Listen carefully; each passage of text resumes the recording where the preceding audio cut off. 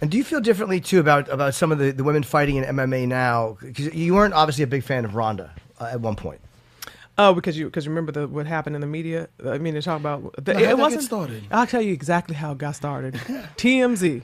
Of course. And they no drama. They normally don't do that. Oh my God. Yeah. But no, I wasn't. It wasn't like I was not a fan because I respect anybody who. I mean, she went to the Olympics and won, and is you know that. But I did know she was overhyped. Yeah. But at the same time, I didn't know enough. But when I got asked about her, I got asked by TMZ. I was walking through the parking lot, minding my own business, and I know you got a lot of UFC fans, so please listen because they got pissed. They're gonna talking like a whole lot of shit when it happened. But I was asked. Like, hey, Laila, how you doing? Hey, good. What do you think of Ronda Rousey? Oh, she's great. She's wonderful. Can she beat you? I was like, hell no. And I laughed. I was like, she's like the size of my 4-year-old daughter. That's what set it off. Yeah. But I was basically, people don't know my personality. I was being funny and saying she's a lot smaller than me, people. Yeah. So it really isn't even about skill, even though she, she wouldn't have been able to beat me in any way. But you know how much bigger I am than her? Yeah. Like, come on. Like, you got to get me down into an arm bar, and I'm going to knock you all the way out before you even get to that point. Because I throw right hands. You don't fighter. You don't move. Fighter. You don't move your head. Yeah. I saw that. I don't have to follow MMA, no UFC to see that. I saw her one time. I said she does not move her head. She had just won a fight where she stopped the girl in 30 seconds. I don't care about that. Yeah. I want to see what you do. Your nose was bleeding. You got hit so many times on the way to that knockout. And if that was me, you would have been on the floor. So really, it's a skill and size thing. And of course, that was before she lost. So it was like, oh, Ronda would do this, Ronda would do that. That's how that happened. You asked. I know I'm going on. No, listen. This is my moment. 100%. This is my moment to let them know. No, you should clear it up. That's good. I was not trying to be negative. It had nothing to do with her. And it's not like you're calling up TMZ. Let me give you my opinion. They're asking you, and it doesn't matter if it's her or the next woman. No woman will ever beat me. Period. I love her attitude. Let me. Although, let's do the applause. I love her attitude. Yeah, I love it. Now, what if she shot for a takedown? Ronda tended to come in high from judo, but what if she shot for a takedown? What if she shot low for a takedown and grabbed you in a single leg? That's not going to happen because I'm going to look. First of all, we don't even need to talk about her anymore because it's not even fun because she's already lost. Yeah. But my question was now that you feel like that she's been exposed and people say that, and we're gonna get to your cookbook in a second because as you see, I'm a fatty. I can't wait to ask you about something. I can't wait to ask her about. You like Italian. To eat, baby. I do, and I want to ask you about Italian dishes. But really quick, do you feel a little like not that you missed the boat with it because there was a little of that drama with the TMZ? And before she was, so-called exposed, you feel like, man, if we could have made that fight happen. Woo. I have to be honest with you. I was never interested in that. Okay. But, money talks. Yes. So it would have been a possibility. Okay. But then she messed around and lost. So it's not, you can't, somebody's O must go, right? Yeah. When you got two undefeated fighters, that's what makes it exciting. If you've already lost to two people that I could beat, then it doesn't make it exciting. And really, one last thing before the cookbook, because I can't wait to talk about it. Your father took a fight in Japan. I don't know what it was with Aoki. And he was kicking at his legs, and your father's just like, what? I don't know the whole background about that. I don't either, to be honest. Okay. But I know about it. Yes, because I'm just like, who won the fight? I don't know, but it was weird. It was very weird. It was a weird thing where.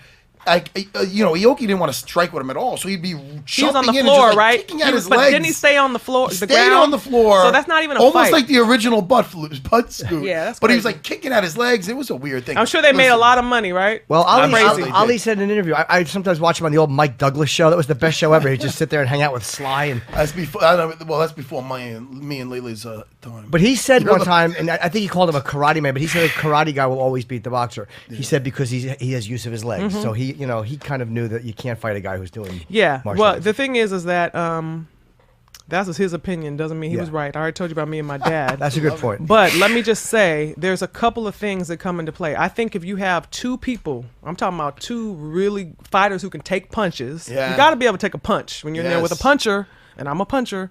And you got to have a skill, and then pound for pound, then possibly that's true. It just depends. So it's like if you're not going to move your head. And you're in there with someone bigger and stronger and you get hit with the right hand, that's not fair. That's why I laughed about the whole idea in the first place, because it just wouldn't be fair to match us that way, because I believe in weight and pound for pound and punching power and all that kind of thing. So what do you think of Conor Floyd? I know you said it was just an entertainment value fight. It was. Was it better than you thought it was, or do you think that Floyd didn't go all out? It definitely was not better than I thought it was. But I think that it went exactly what I thought. Floyd can pretty much Floyd is like on such a different level. You know what I mean? And Conor, trust me, he's a good fighter. He has heart, you know, and I like his style. I like him as a person. Like, I really wasn't feeling him. And then I happened to be on a flight, and I saw there was like a special they did on him. Yeah. And I was like, you know, I like him because he's a stand-up guy, and I can deal with that. You know what I mean? Yeah. But I did see, like, okay, it's a money fight for them. It's on the people. If they want to pay for it, cool. But Floyd pretty much was just kind of stringing him along. You know what I'm saying? Because Floyd can box in his sleep. He can see the punches you're trying to throw before you even throw them. You know, I said, but I did say he has a chance. He has a puncher's chance, but I don't think that's going to happen. And so it was cool. I mean, it was nice that, you know, he at least let the fans have those moments where they're like, oh, wait, maybe he could do something. It's like, no, Floyd's not, that's not happening. It's all good. Do you watch a lot of MMA, or are you a fan of MMA? I don't actually watch a lot of MMA, but that's not really saying much because I don't watch a lot of TV, to be honest with you. So I got a 6-year-old and a 9-year-old and a husband, and guess what? They like to watch TV. And so normally they're using the TV, but I do watch the things that my husband watched. My husband watched Power. That's how I've seen you before. Okay.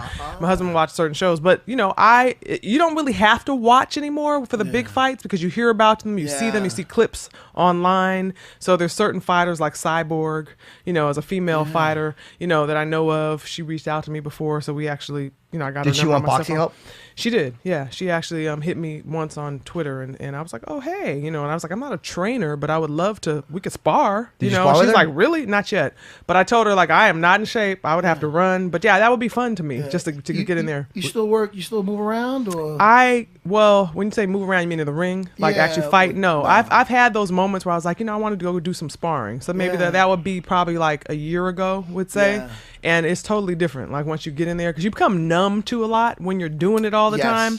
I was feeling everything. It was like, oh. I was like, oh, I'm good. Okay, I got my 4 rounds in. I don't need it. I got my little fix. And do you ever, I'm sorry, Jimmy. I was going to say, do you ever feel because of your reputation and your name, like, is it hard to find, like, even just some people to move around with nicely because of they want to do something? No, because I box men.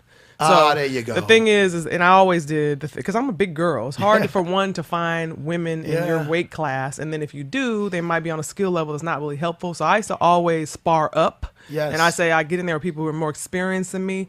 Not only because I'm heavy-handed, and even with a man, you get in there with a man who's 140 pounds, okay? Yeah. He's going to feel it when I hit him. Do they try to take it easy on you at first and realize that's a mistake? So that's what happens. So you got to get somebody who has a certain skill level because you're going to get pissed. Like you get cracked. As a fighter, you're going to want to get somebody back. So they have to know how to hold back because a man's always going to be stronger than women. Yeah. So, I get guys, when I sparred, that could work with me for sure. And it's, you were 24, I think 24-0 is your record? 24-0, 21 knockouts. 24-0, 21 knockouts. And women's boxing is not as popular. Like right now, it would be like what women's MMA is. And do you ever feel like you didn't get the accolades as because you're an elite athlete with an extraordinarily impressive record? Rewind though. You said it is because it's not what women's MMA is. That's what I'm saying. It isn't as popular as women's MMA for some reason. Yeah. Yeah, I think that first of all, MMA has become so popular because people want to see fights. They want to see real competition in the ring with one another. And there's a lot of talented women fighters out there, but unfortunately, they don't have the platform on a lot of the undercards to fight. And women's boxing just now, for the last couple Olympics, got into the Olympics. It wasn't there when I was fighting. And there's some girls who have been able to start getting a little more attention. But I would say that I definitely did not, especially being the daughter of Muhammad Ali. You would think, okay, if you have everything right, I'm supposedly attractive, I can fight, and I'm Muhammad Ali's daughter, and I still wasn't able to do certain things. And I think it's just the timing. But, it did put it on the map as far as people knowing that women box, but it's like people weren't really comfortable with it yet. We were taught as a society that women are supposed to be protected, right? And a lot of people just weren't comfortable seeing women fighting, but times are changing. What, and obviously, how many brothers and sisters do you have? There's 9 of us total, 2 boys. And how many? 7 daughters and 2 sons. How many of you fought? Was it only you? Just me. What? That's the amazing thing is, was it the pressure of being one of Ali's kids that made the boys not want to fight? And did he discourage you from doing it? You know what? I can't really speak for them, but I would say that you have to be, you got to be a fighter. It's got to be in you. You can't just say, I think I'm just going to fight because it doesn't last long. you know, it's like I'm the fighter of the family. I was a fighting before I got into the ring. A lot of people didn't realize that. A lot of people are like, oh, you're too pretty. Oh, it's a publicity stunt, all those things. They don't realize the rough side of me. Like, I had a pretty tough childhood growing up. I actually wrote about this in my first book, Reach, Finding Strength, Spirit, and Personal Power.